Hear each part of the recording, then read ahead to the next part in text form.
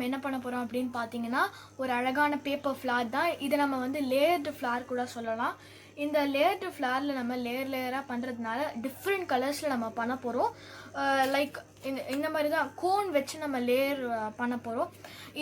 இந்த cone blue கலரில் இந்த ப்ளூ கலர் கோன் எவ்வளோ வேணும்னு பார்த்தீங்கன்னா இப்போ ஒரு ஷீட்டில் வந்து 8 பீசஸ், ஒரு A4 ஷீட்டில் வந்து 8 பீசஸ் நம்மளுக்கு வரும். நம்ம வந்து 4 A4 ஷீட்ஸ் எடுத்துக்கணும். அதுக்கேற்ற மாதிரி நம்மளுக்கு இந்த ப்ளூ கலர் கிடைக்கும்.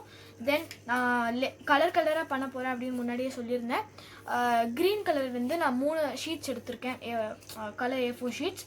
அதையும் நம்மளுக்கு 8 தான் கிடைக்கும். ஸோ அதையும் நம்மளுக்கு நிறையவே கிடைக்கும். தென் இது பார்த்தீங்கன்னா பர்பிள் வந்து ஒரே ஒரு ஷீட் தான் நம்மளுக்கு தேவைப்படுது. சென்டரில் தான் நம்ம லேயராக பண்ணுறதுல சென்டரில் தான் நம்ம இதை வைக்க போகிறோம். ஸோ இதை எப்படி பண்ணுறதுன்னு பார்க்கலாம்.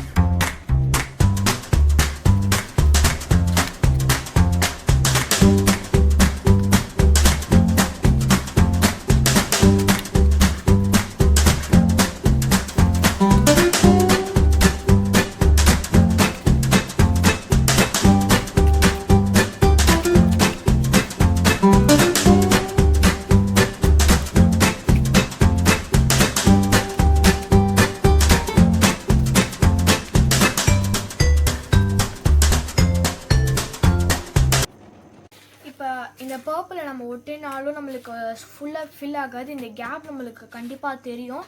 ஸோ இதை ஃபில் பண்ணுறதுக்காக நான் வந்து 2 ஃப்ளோரசன்ட் பிங்க் கலர் எடுத்திருக்கேன்.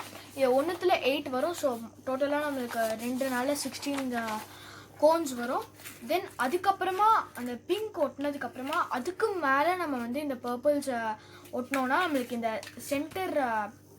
சென்டரில் இருக்கிற ப்ளூ தெரியாது. ஃபினிஷிங் சூப்பராக இருக்கும், வேறு லெவலில் இருக்கும். ஸோ இப்போ நம்ம இதை கட் பண்ணி ஓட்ட ஆரம்பிக்கலாம்.